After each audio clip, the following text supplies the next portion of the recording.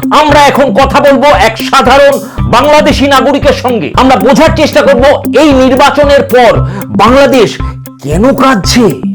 খোকন বাবু, আপনারা ভারতের একটি অঙ্গরাজ্য পশ্চিমবঙ্গকে এতটা আপন মনে করেন, অথচ আপনারাই ভারতের সঙ্গে যুদ্ধ করতে চান।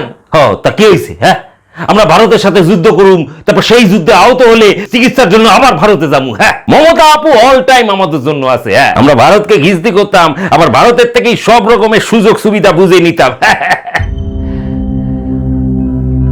কিন্তু যেই নাকি আপনাকে ওই মোদি সরকার আমাদের বর্ডারে টাইট দেওয়া শুরু করলো, আমাকে বিসি শুকায় গেল।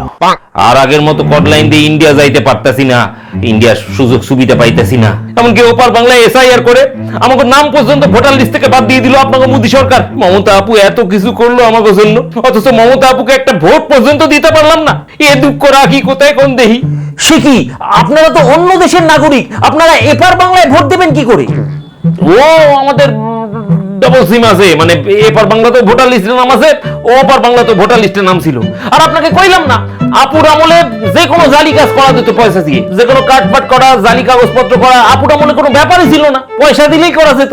আর এখন আর কি করবো, আপনাকে মোদি আর শুভেন্দু চক্রান্ত করে আমাকে সব সুযোগ সুবিধা বন্ধ করে দিল, বর্ডার পুরো লক করে দিল। আর আমরা যারা জালি কাগজপত্র লইয়া প্রদেশে থাকতাম, আমাদেরকে ঘাট ধাক্কা দিয়ে এপারে ফেলে দিল। আচ্ছা খোকন ভাই, আপনি কি জানেন যে পশ্চিম বাংলার নতুন সরকার ভারত বাংলাদেশ বর্ডার অঞ্চলে ভারতীয় সেনাবাহিনীকে জমি দিয়েছে তাদের কাজকর্ম চালাবার জন্য?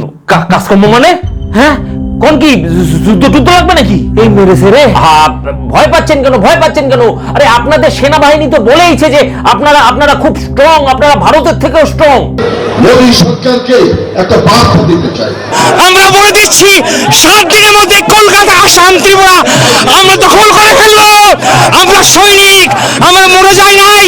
আর দুত্তারি রাখেন তো, ওইসব যুদ্ধ ফুদ্ধর কথা বাদ দেন। আপনাকে যা লোপল আছে, যদি আমাদের দিকে ঘুরে মুইতা দেন, তাহলেই তো আমরা পানে জলে ভাইসে যাবো। এখন একবার দেশের মানচিত্রের দিকে দেখেন, আপনাকে মুদির গেরুয়া দল 4-5 দিয়ে ঘিরে রাখছে আমাকে।